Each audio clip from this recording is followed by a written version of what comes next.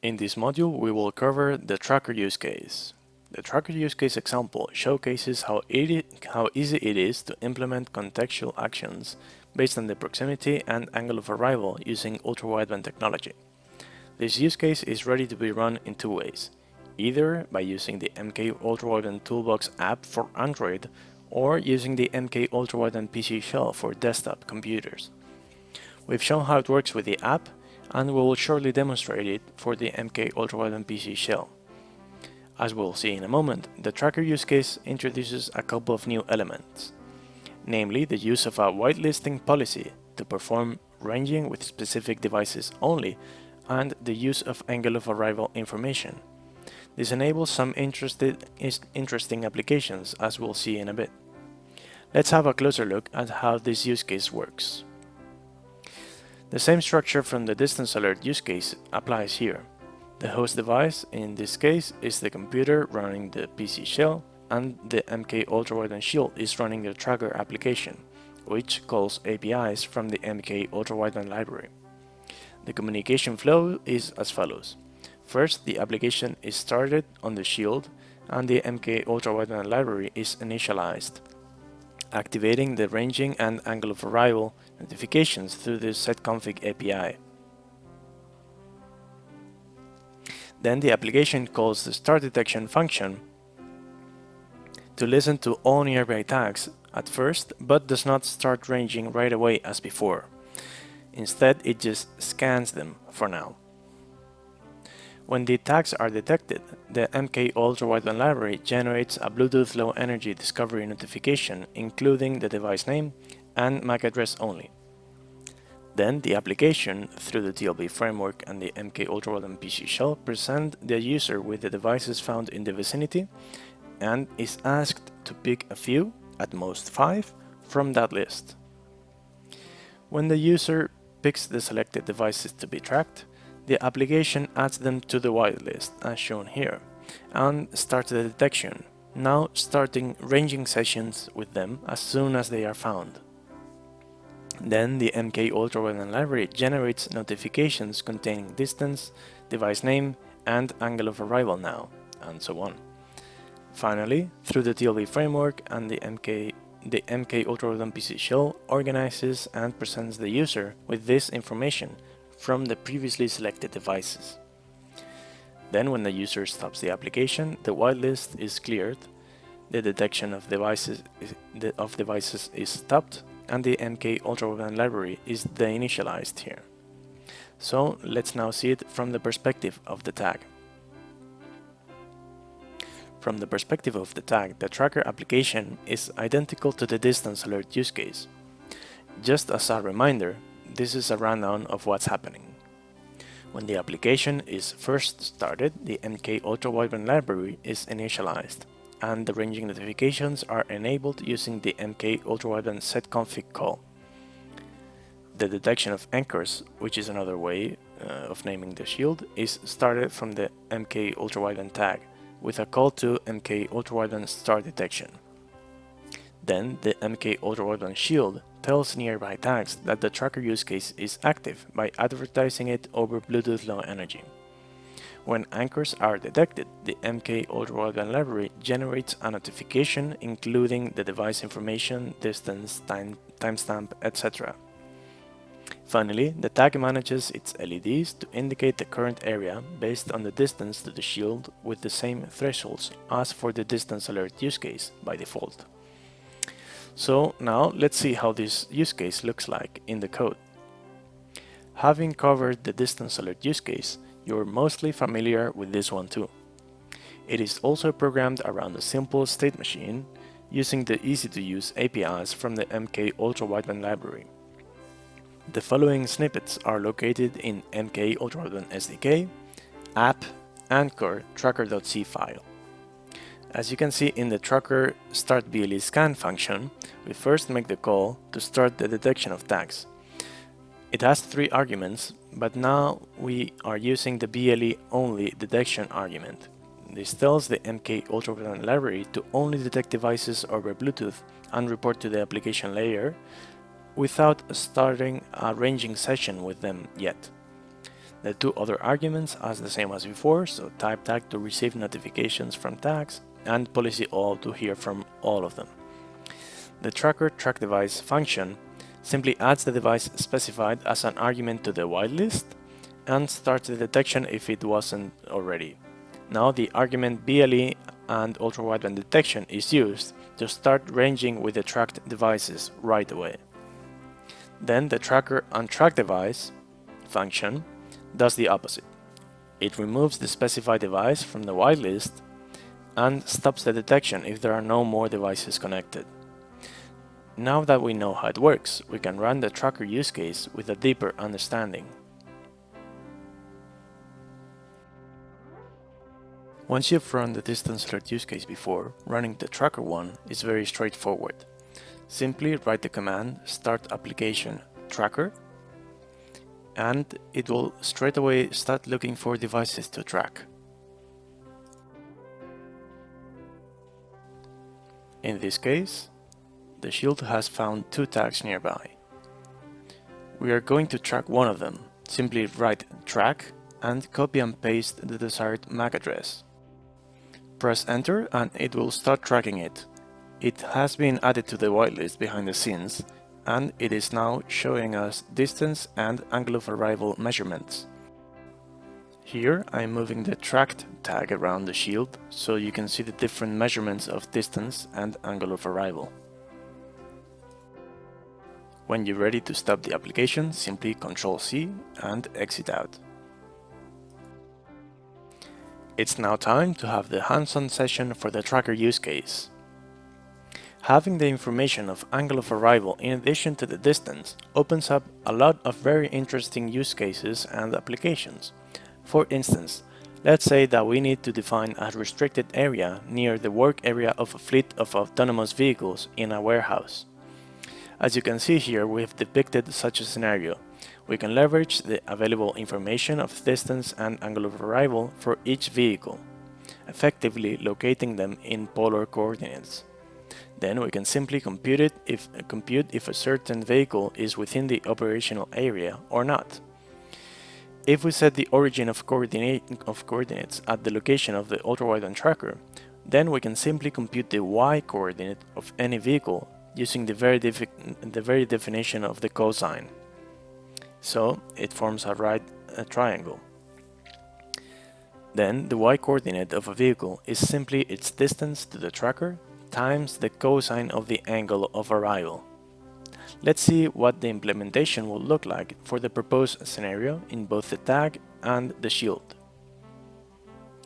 This scenario could seem complex, but as shown in the last slide, it's in fact a matter of analytically determining whether the vehicle is inside the restricted area or not. If it is, we can simply send the corresponding warning notification saying that the perimeter is breached. This example area is simple for the sake of the demonstration, but the restricted zone can be as complex as needed.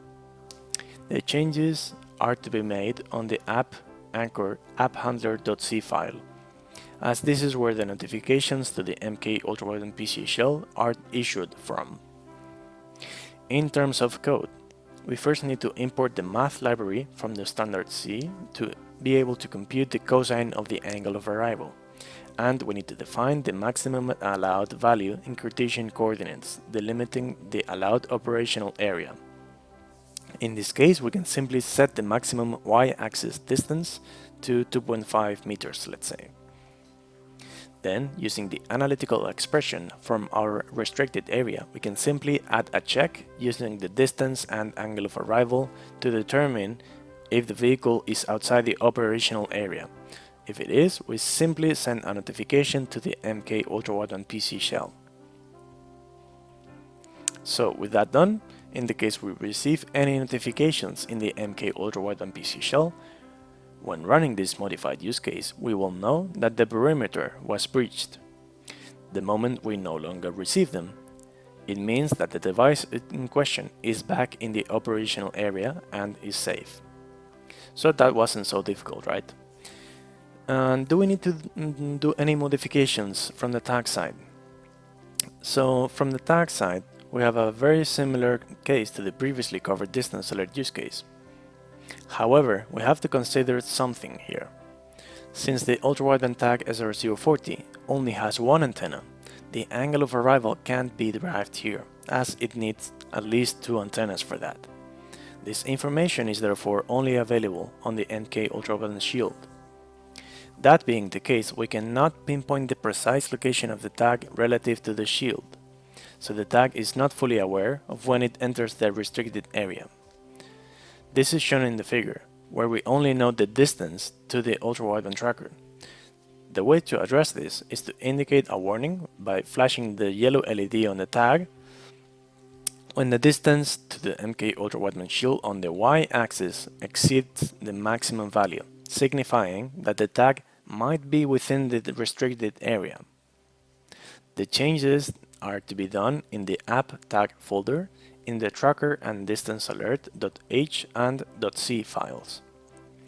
First, we just need to define the same y coordinate maximum as before, and then simply set the warning level to 1 or to 2 according to the current distance as compared with the y-axis maximum and the hysteresis value. So let's now see how to implement this scenario in real life. It's time to see how to put all of this together, so enjoy the hands-on video. Okay, so let's now see how to go about modifying the provided tracker use case for this new scenario. First, let's cover the way it's implemented at the moment, again in the root folder app anchor for the shield side.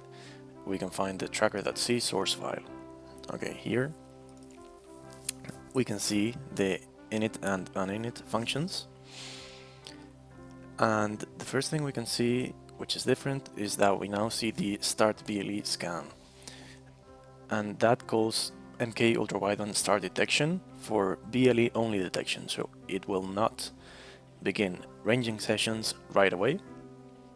We're looking for tags and we're not enforcing any policies, so no blacklist or whitelist for now. We have the same function for stopping the BLE scan. We have the track device function, which upon user request adds the defined device to the whitelist and then starts the detection, now calling with the argument BLE and ultra-wideband detection, so ultra-wideband ranging will take place right away when the device is found. Looking for tags again, but we're now enforcing the whitelist because we just added the new device to the whitelist. So the equivalent for untracked device, we remove the device that the user tells us from the whitelist, and if there are no more connected devices, we just stop the detection by calling this API. Good.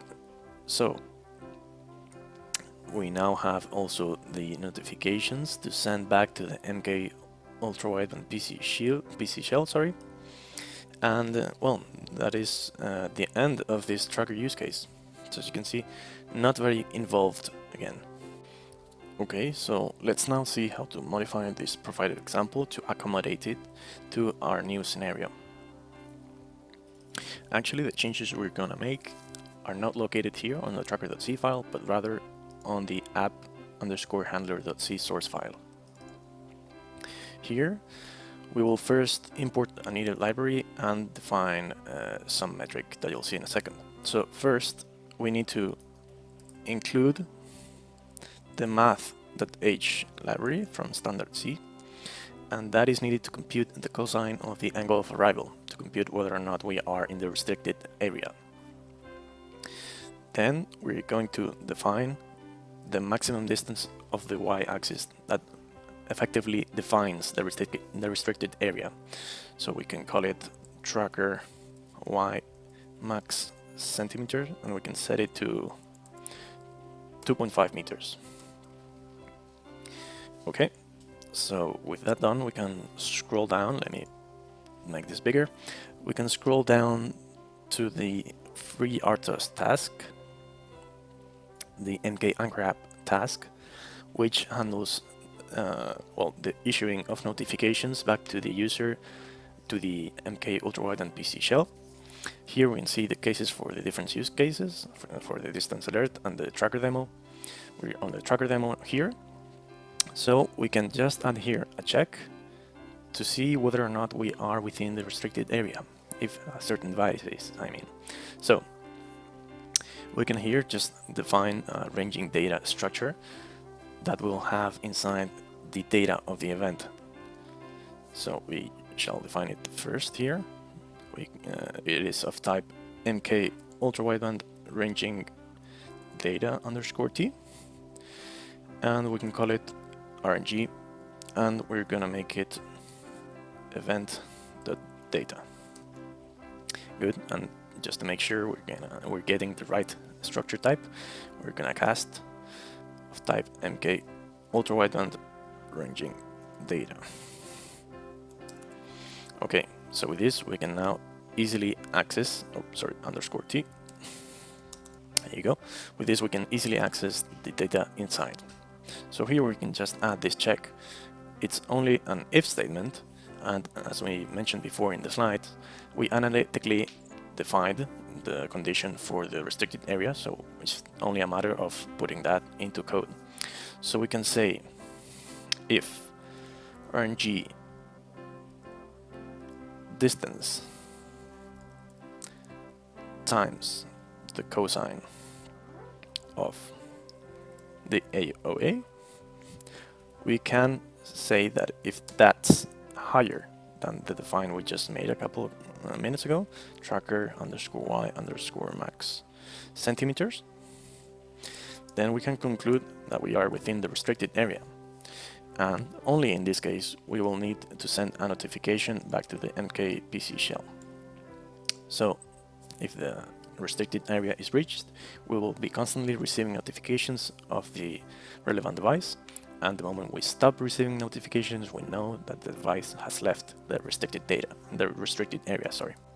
So that's it from the Shield side. We can now just compile for the MK UWB Shield 2 with the SR150 antenna board, and you'll be ready to go.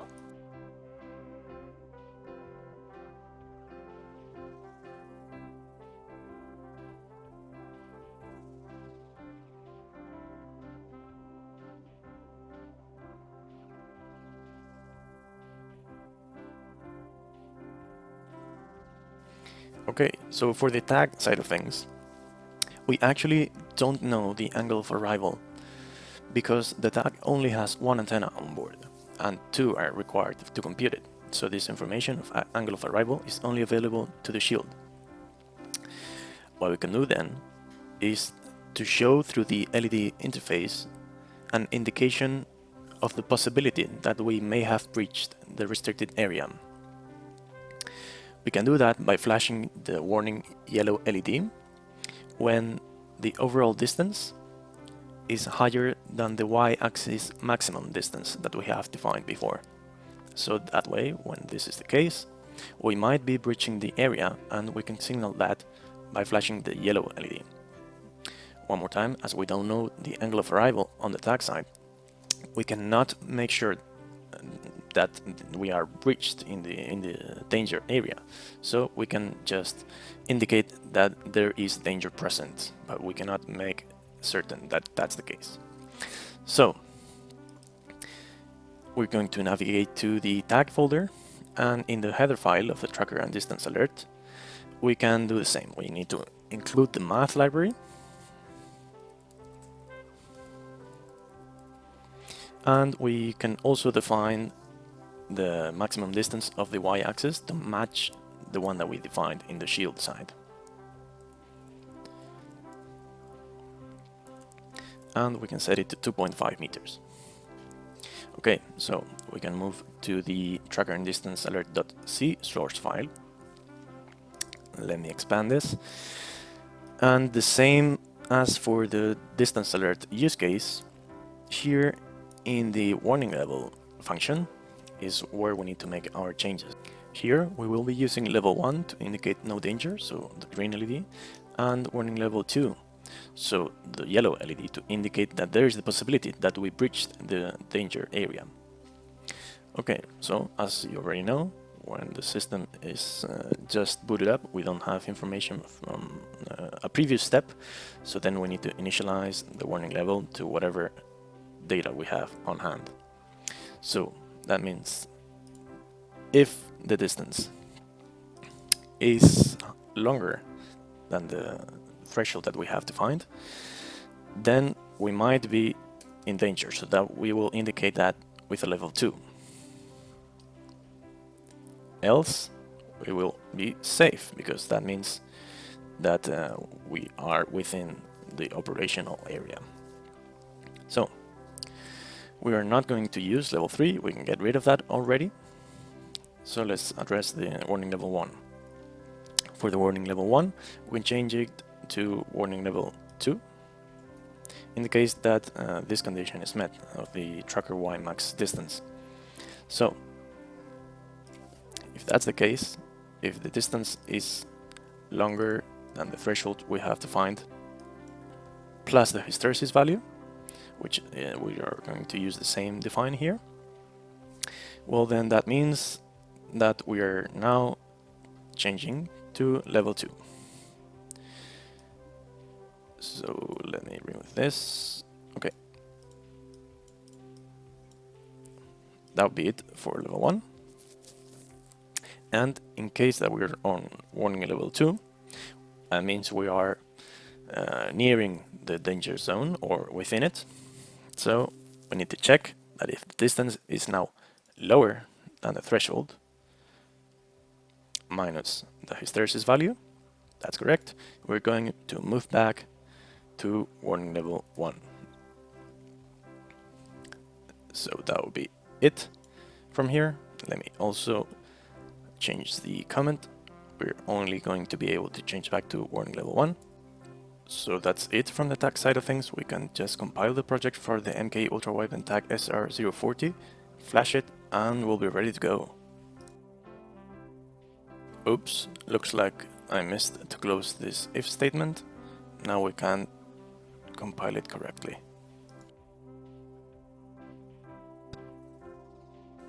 Attach the MK UWB Tag SR040 to the LPC link 2 for flashing. Then just use the GUI flash tool to write the program to the tags.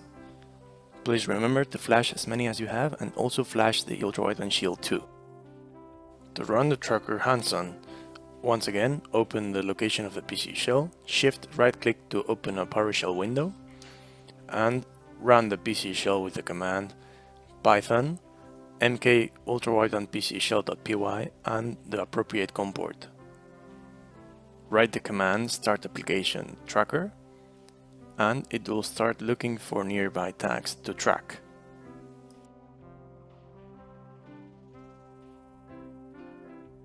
So it has found the 2 tags that we have powered on, and we are going to track them both. For that, we write down the command track and copy and paste both MAC addresses. Right away, the Shield adds the addresses of the 2 tags to the whitelist and starts tracking them.